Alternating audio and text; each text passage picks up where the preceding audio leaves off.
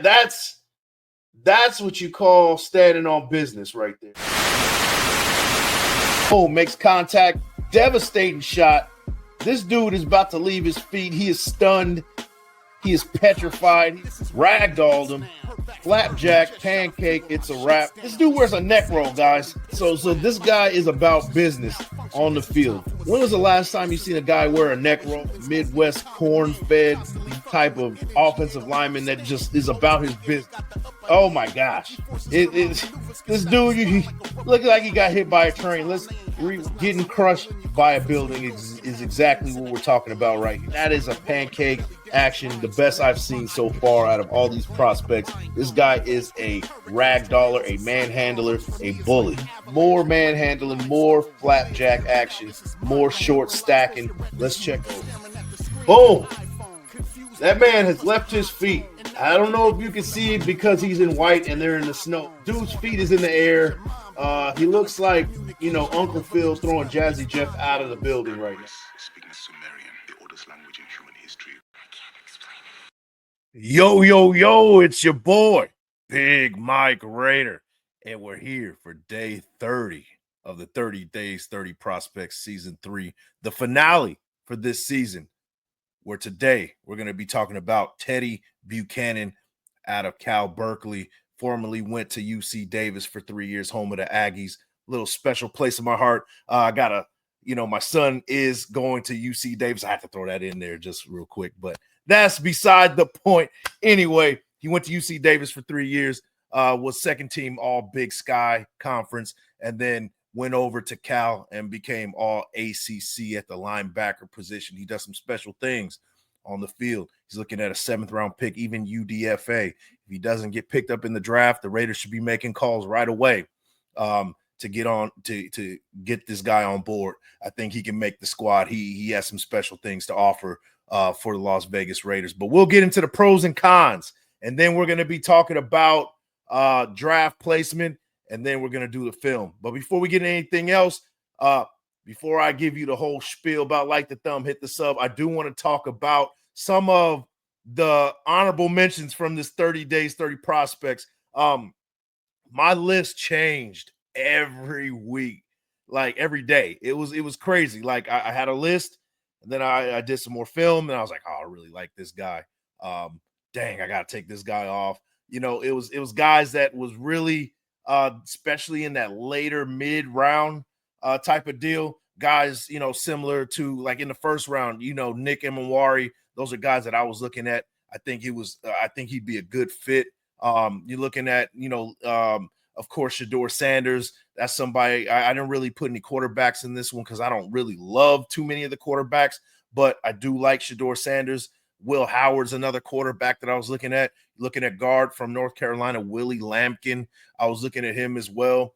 The linebacker from South Carolina. I could have put about half the South Carolina defense on this 30 Days, 30 Prospects. It was a bunch of people that was really, making the list and then not making the list. I had to take them on, take them off. This is one of the toughest 30 prospects that I've done yet. But just wanted to throw in some honorable mentions before we get into this one. But before we get in to Teddye Buchanan, his pros and cons, I need for you guys to do a few things for me. Like the thumb, hit the sub, and share with your folks. Big Mike Raider. You guys already know, man. So we're talking about Teddye Buchanan from Cal-Berkeley. Like I told you, he went to UC Davis for 3 years before he transferred over to Berkeley. Let's talk about some of the strengths. Processes quickly in zone coverage. Watch how he anticipates the throw and jumps the seam route against Sacramento State for a second INT of the game. So special guy as far as, a coverage guy, that's the type of guy that we've been missing at the linebacker position for quite a while. Now, if he can come in and play good sticky zone coverage as far as a linebacker goes, he could mess around and make this 53 because that's what we're really in need for, a box type of linebacker that can, play in either the Will or the Mike and back and backpedal and playing good zone coverage. Let's keep it rolling. Show surprising juice as a blitzer when given clear lanes. Timed up multiple pressures against Miami's protection schemes. Yeah, he had a sack against Cam Ward, which is probably going to be the number 1 pick in this draft. He got after the quarterback quite a bit this season with Cal. He had 5.5 sacks. He had over 100 tackles. This guy is everywhere on the field, whether it's zone coverage or it can even blitz as a pass rusher. He can do a little bit of everything. He has some special things to offer, right? Takes efficient angles to the football, consistently puts himself in position to make plays on the perimeter. That's a check off the box. Rarely fooled by misdirection or play action. Very savvy, very disciplined when it comes to that. Good eyes, know what he's looking at, doesn't fall for anything like he says. Reliable wrap-up tackler who drives through contact, shows up repeatedly on crucial third downs against NC State. So, against a more elite competition or within his conference, he was showing up. So that's what you like to see. Bigger players, big-time players make big-time plays in big-time games. So that's the type of thing that you're looking for, the little things when it comes to these later round picks, right?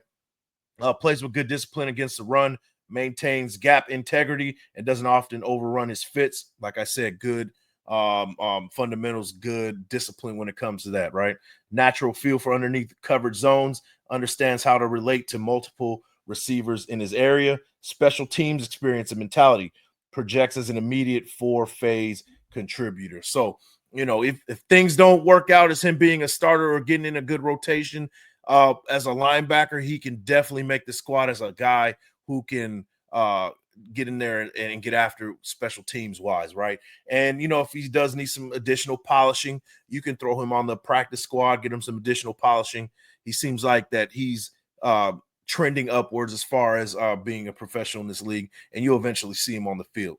But those are some of the strengths. Before we get into some of the cons, let's go check out what PFF has to say about him as far as grades, right? Just to kind of solidify what I'm talking about. In 2022 with UC Davis, he had an 82.6 overall PFF grade. In 2023, he had an 82.9 overall PFF grade. And then this season with Cal-Berkeley, he had 77.5 overall PFF grade. His pass rush grade was 74.3, which is amongst the tops in the nation. On the 75th percentile. It's maybe not the tops, but it's one of the, it's on the upper end, right? Coverage grade 76.2, not bad at all. Run defense grade 71.8, not bad at all either, right? A missed tackle rate 9.2. Got to work on those tackles. Got to get more sure tackles. So, we're looking at that, and snaps by alignment, showing his versatility. In 2024, he was in the box 129 snaps, 62 in the slot, 5 in the corner position. Box was where he buttered his bread. It was 671 snaps there, and he was even deep for 2 snaps. In 2023 and 2022, he spent most of the time in the box as well. So those are some of the things that you're looking at stat wise. With Buchanan, he's a little bit of everywhere. He's a Where's Waldo on the defense, giving offensive coordinators some nightmares.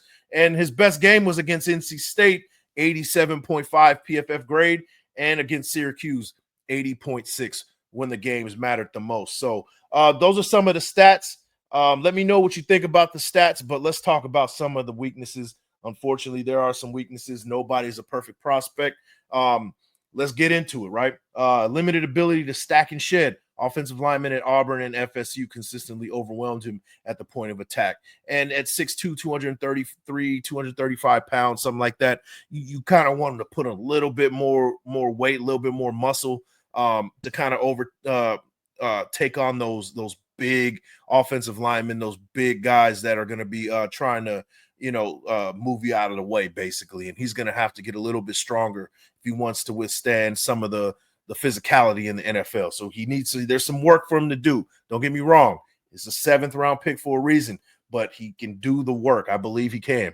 Average lateral movement skills, show up in space, struggle to match more dynamic backs in man coverage. So, dynamic backs are going to be a problem. Put them in the right position at the right time, some zone situations and things like that. Get them acclimated to the defense, get them comfortable. Maybe that can help. Get into that strength and conditioning program, speed him up a little bit, get him some good agility. Maybe he holds himself to make this 53, right? Lacks ideal size and length for the position, will face challenges against NFL tight ends.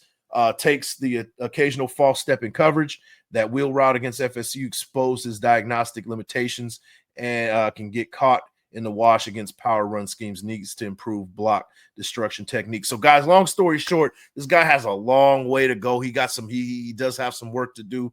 He's going to have to get more into the film. He's going to have to, kind of get into the lab as far as what his abilities are, sharpen those tools, get with guys on the defense, get with some of those other linebackers, that are coverage guys that are really committed to making this team. Get with like a guy like Amari Burney, get it with guys like, Tommy Eichenberg, and really get into a good competitive spirit with these guys, but also learning from each other. I think that he can bring that type of mentality to the squad and the tenacity that you're looking for to make a 53-man roster. And on top of that, this dude seems to be a phenomenal special teams guy. So if all else fails, he can be that special teams ace and making tackles, going down the field, and really taking care of business in that aspect. But you guys let me know, pros and cons, how you feeling about it. I like him in the 7th round. Speaking of 7th round, let's talk about some of the what a few of the experts are saying about his draft placement. PFF has him going 235th overall, which is looking at the middle 7th round. Draft Buzz has him going 258th. You're looking at the back end of that 7th round, almost probably UDFA. I don't know how many picks are in this year's draft, but 258 sounds like on the back end. And then NFL.com has him 278th ranked overall prospect, probably looking at more as a UDFA type of guy. But what do you guys think about him, man? 7th round, do you take a pick at him? If you really love him, do you pick him up at number 222 overall, where the Raiders are picking? Do you jump back into the 7th somehow? Let me know how you feel about it. Do you pick him up as a UDFA? A UDFA, I think, would also be something to look at in this situation. I'm sure people are going to be knocking on the door. I don't know where we are as far as waiver order, because, it starts from, I think it may be 6 because it kind of goes in the same order as the draft. So we will get priority pick almost to get a guy like Teddye Buchanan if he doesn't get picked. So you guys let me know what you think about him. But guys, that is the pros and cons, some PFF grades, and some draft placement. But guys, let's jump into the film. UC Davis and Cal-Berkeley linebacker Teddye Buchanan is one of the grittiest, most instinctive defenders in the 2025 NFL draft class. A 3-year starter and captain for the Aggies. For the Aggies and Golden Bears. Buchanan racked up 217 total tackles, over 20 tackles for a loss, and 8 sacks in his collegiate career. At 6'1", 230 pounds, he brings an old school, hard-nosed mentality to the field, paired with modern coverage instincts and special teams upside. Buchanan thrives on intelligence and effort. He reads plays quickly, processes blocking schemes efficiently, and rarely gets caught out of position. His tackling form is clean and consistent, and he closes downhill with urgency. In coverage, he's fluid enough to carry tight ends and savvy in zone drops. He also earns praise from coaches for his leadership, work ethic, and film prep, intangibles that bode well for success at the next level. However, Buchanan faces the typical small school questions. His level of competition didn't consistently challenge him with elite speed or complexity, and his athletic profile is solid but not elite. He may struggle to shed blocks against NFL caliber offensive linemen. Will need to prove he can match up with the tempo of pro offenses. For the Las Vegas Raiders, Buchanan is the type of player you want in the 7th round. He brings toughness, smarts, and special teams reliability. Three traits that often translate quickly to NFL contributions. With linebacker depth still concern in Las Vegas, Buchanan could carve out a role on coverage units and serve as a developmental Will or Mike linebacker. He may not have the flash of a day 1 pick, but Buchanan plays like he has something to prove, and that's exactly the kind of chip on the shoulder mentality the silver and black has always embraced. If given time to develop, Buchanan could stick on the roster and grow into a dependable rotational linebacker with leadership qualities to spare. That is Teddye Buchanan in a nutshell. You see him back in the days, not too far back, But in the days when he was at UC Davis FCS school in the Big Sky Conference, where he was holding it down, getting an interception right there, and went 1 year with the Cal-Berkeley Golden Bears and was an all ACC linebacker. So that is Teddye Buchanan in a nutshell. Let me know what you think. Diamond in the rough type of guy. I think he can be a special teams guy initially, maybe see him on the practice squad, but I'm willing to take a flyer in the 7th round to pick him up. And if they don't, I'd be first on the phone if he doesn't get drafted to pick him up as a UDFA. But you guys let me know about Teddye Buchanan. How do you feel about him? Let me know. But guys, that's it, man. That's it. That's the series. 30 days, 30 prospects. We're here for the draft. Go ahead and review day 1 through 30. We got the full list. And like I said, this was the toughest 30 days, 30 prospects list that I had to come up with. I changed names so many times. I really wanted to make a list of 50, to be honest with you.